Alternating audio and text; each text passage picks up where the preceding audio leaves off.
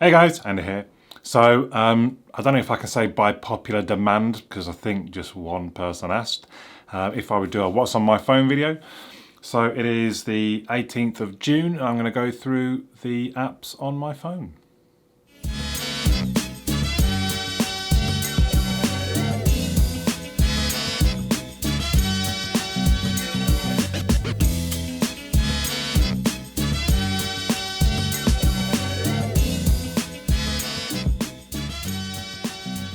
So, I'm not going to go through all of the apps on my phone. I'm going to go through mainly the ones I've got widgets for and just a couple of other sort of key apps that I use every day. I think I'm going to go through about 18 apps. I'm going to try and remember and try in the video description, I'll put the different apps on what timestamp they are talked about. It could end up being quite a long video, I suppose, with 18 apps to go through. But so I won't spend too much time on each one of them. You'll have to do a little bit of looking into them perhaps. Well, let's just crack on, let's see. So I'm going to start over on the left hand side of my screen, and I have Boost for Reddit. Now, I don't use Reddit a lot, if I'm honest. Just now and then I'll go and have a look through things, or I'll ask a question, or if there's something particular that I want. And Boost seemed quite a good app with a decent widget, so I like it for things like wallpapers and stuff like that. So that's the leftmost screen. Then we're coming on. For me, it's still TV show favs for tracking what I'm watching on television. I love that I can have like a to-do list of TV shows. What's up next? What I need to watch next. I've got the premium version of this, which honestly I can't remember how much it was. Only a few pounds, I think. And it's got things like, so you can go to top fads, you can see kind of almost what's trending. Perry Mason, wow. Space Force, yeah, that was not great. Again, actually, I'd be quite interested on feedback. I don't know, I think maybe I want to do it more than anyone else, but I watch a lot of TV, and I do wonder if I should do a bit of a sort of a different episodes or a playlist about the different TV that I watch. Let me know in the comments if you think that'd be something interesting. It's hard doing that because you don't want to give spoilers away. So you want to talk about a TV show and why it's good, but without giving the spoilers, it's quite tricky. Anyway, TV show favs. You can set up a to-do list. I do it by having different tags on shows, and I'll add a to-do tag, and that then makes it appear in my... So there's other shows I star as being a favourite, but I've not got them set up as a to-do, so they don't appear on the list. Because, for whatever reason, maybe I'll stop watching them for a little while, whatever. Down the bottom, MyFitnessPal. I still track everything that I eat, and I'm now up to 422 day streak of logging in. So I wouldn't say I diet, but I try and watch what I eat, and I try and control the calories. And I love MyFitnessPal. It lets me do that. You can scan barcodes of products and just make sure you get the right portion. So you'll scan a barcode, and let's say yogurt, and it will say, oh, that's 80 calories. But it's 80 calories per 100 grams, and the yogurt might be 150 grams. So make sure you put the right portion in. I like that it syncs through to Strava, so anything that I do exercise-wise, it's not actually normally it's got the little Strava icon on the left-hand side, but those are synced straight from. There you go, like that. So I like that it brings those in and credits me with. Look at that, exactly 1,000 calories. I ate quite a lot yesterday as well. Having a bit of an off day today. But yeah, so MyFitnessPal, I use the free version. I don't see the benefits particularly for me of the paid version, even though it's an app that I do use every day, multiple times a day. Free version is just plenty. The main home screen, we're on to YR Weather. I like this generally just for its presentation. So if you want to have the nice looking bit, you go onto the sky and you can kind of scroll through. As you can see, a bit of a wet looking day. Oh, it's clearing. Oh, maybe I'll go for a ride this evening. You get the table. I like that you can have sort of the snapshots through the day. So if I'm thinking I want to go for a bike ride tomorrow, it doesn't look like the morning's a good idea. It might just only 1 millimetre, so maybe it won't be too bad. Or if I want to see kind of a bit more detail-wise, I can check the graph, and you see where the rain is just below it. So I like it because it's presented well. There's not too much information. To me, there's just about the right information in sizable portions. Heading over, so we have Pocket Casts at the top here. Again, someone's asked me to go through the different podcasts. I mean, you can have a quick look just at some of them there. Pocket Casts I really like. I thought I wouldn't be able to come away from BeyondPod and its smart playlist, in that it would build you a playlist based on the criteria you gave. And whilst Pocket Cast can't quite do that, when you can go into a podcast and you can tell it automatically download, automatically add to up next, and then when you do add to up next, if you want it to be at the front of the queue or the back of the queue, that does it does build your playlist, which you can then just move around a bit if you think, actually, let's have that sooner, and off you go. So, Pocket Cast, I did do a whole separate video on that. If you want to see it in more detail, I'll try and remember to throw that up in the corner. YouTube Music underneath there. That's kind of just by default, if I'm honest. I'm not a big music listener. YouTube Music, I just like something that's got everything in the cloud, and I get it as part of, I think we've got YouTube Red as a family, so that's that. This one here is actually Action Blocks. So that, well, oopsie. Action Blocks. So basically, Action Blocks means you can create a, what you would normally use your voice to control Google Assistant, you can create just a button that does the same thing. So, for example, create a reminder look, set the temperature, turn the lights off. So this literally, it would do you saying, set that temperature home to, and I'll have to change that because I'm in degrees Celsius. Test action, but which is fine. So I've got, like I said, I've got one for turn all the lights off, which is literally turn off all the lights. So I can just tap that instead of announcing, hey G, blah, blah, blah. It's fine. The only thing maybe I'd use is set an alarm. I set an alarm most mornings for like 6:10 in the morning, but actually it runs it through on the phone rather than on my Google Home by my bedside, and I'd rather the alarm was coming from my bedside. So not massively useful. Google Keep, I think hopefully everybody knows what Google Keep is now. Good news is they've linked Google Keep back into Google Assistant. So if I say, hey Google, add rice to my shopping list. Okay, I added rice. I don't know if you can hear that in the background, but she said, oh no, see, already rice has appeared, look. Which I don't actually need, so I'm going to delete it back off again. But yeah, I don't know why they took that away a year or two back. They finally, thankfully, added it back. And it works quite well with the Google Assistant normally, or often she'll say, is there anything else you want to add? And you can just literally carry on a conversation. Oh yeah, apples as well, please, and stuff like that.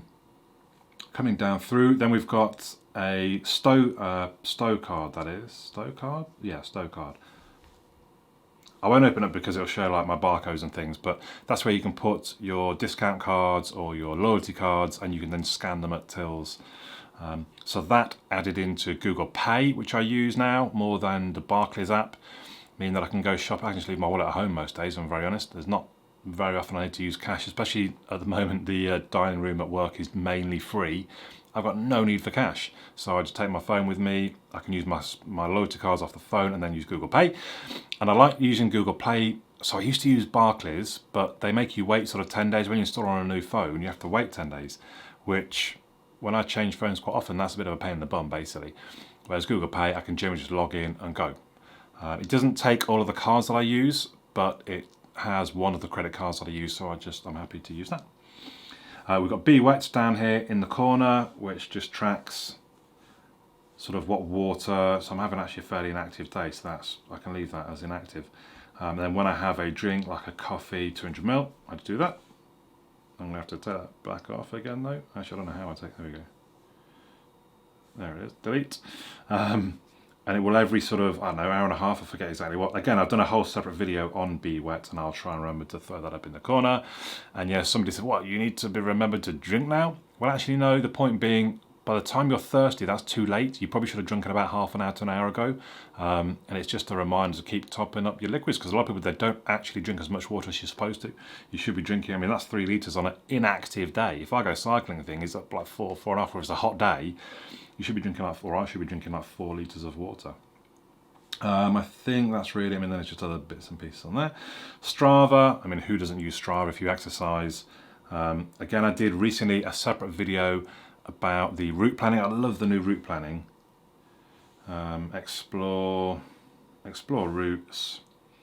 and I don't know what we're defaulting to at the minute, rides 15 miles, flat territory, and it just gives you, based on heat maps, so based on where other people ride a lot, it says, oh, here's a nice route you want to try. And I've found some amazing routes. Well, I say I found them, it's shown me them, some amazing routes. So yeah, just a bit of a shout out to that. But yeah, I mean, I don't know, do I need to explain what Strava is? You basically, so I don't, funny enough, I don't use the app on my phone or anything like that to track my cycling. I've got a cycle computer which will then sync through to Strava. So Strava generally is just your hub a lot of the times. It's not what a lot of people use to actually track things. You can obviously, but even then it's not great because even Strava themselves said, right, we're not supporting heart rate monitors anymore. It causes too much instability in the app. So generally you need to track that. I think they even say just use something else to track and then sync through us. You're like, oh, okay. But having said that, that was kind of the old Strava. I don't know if they've got new ownership or what it is, but in the last 3 or 4 months, they're really trying to improve the app and improve things. And they are doing things like that route planning, really good additions. So maybe the app itself will start getting a bit more development to it. Then this one is just a countdown app. I think it's literally called Countdown. How can I show you which one it is? I'm not sure. But you add different things that are happening. So my next week off is in 37 days. It won't be because I'm going to have to move it apparently. But anyway, I had a 100k sportive booked. That's in 86 days time. I don't know that's going to happen. Then I've got my next week off as well, my birthday, my car insurance. So you can add all different things. I mean, obviously, I've had to cancel so much, as we all have in 2020 because of this pandemic. I've paid for this. I think it was, yeah, £2.09p, which just means it will sync to the cloud. So again, when I install on different devices, my countdown list appears on the different device.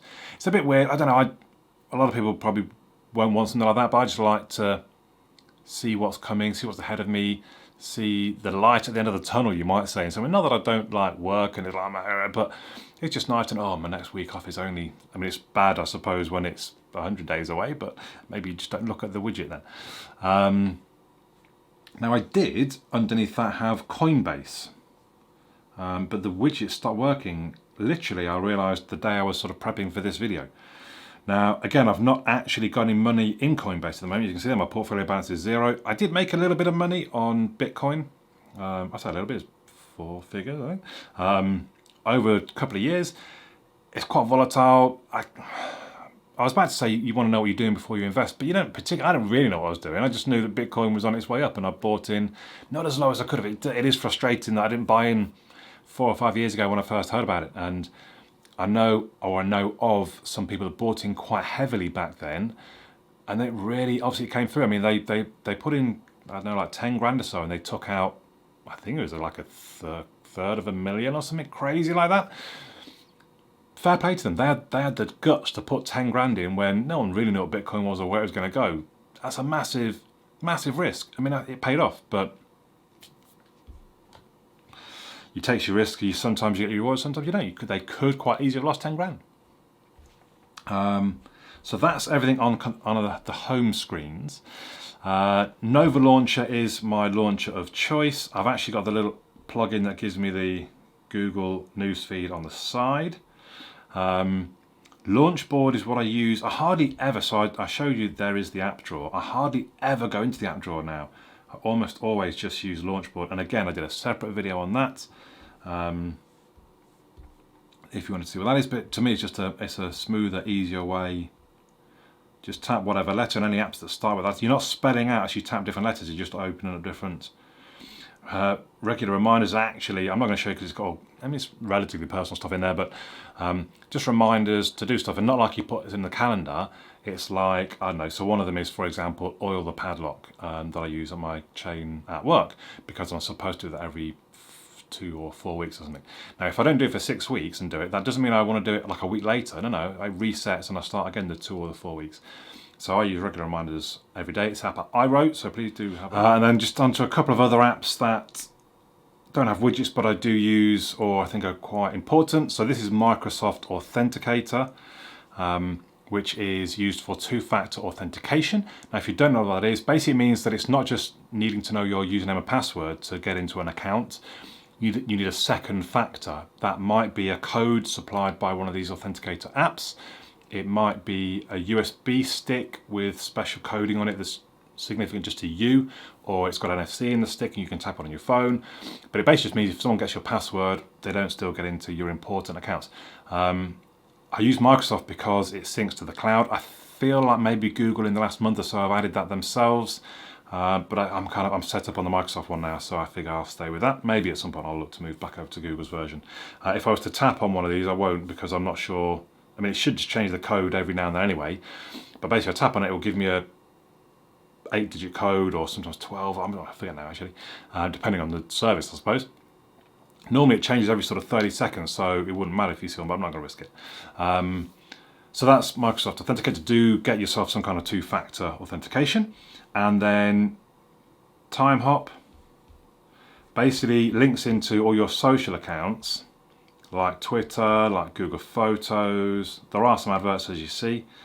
Facebook. And basically just shows you everything that's done on this day in history by you in your social accounts, I suppose.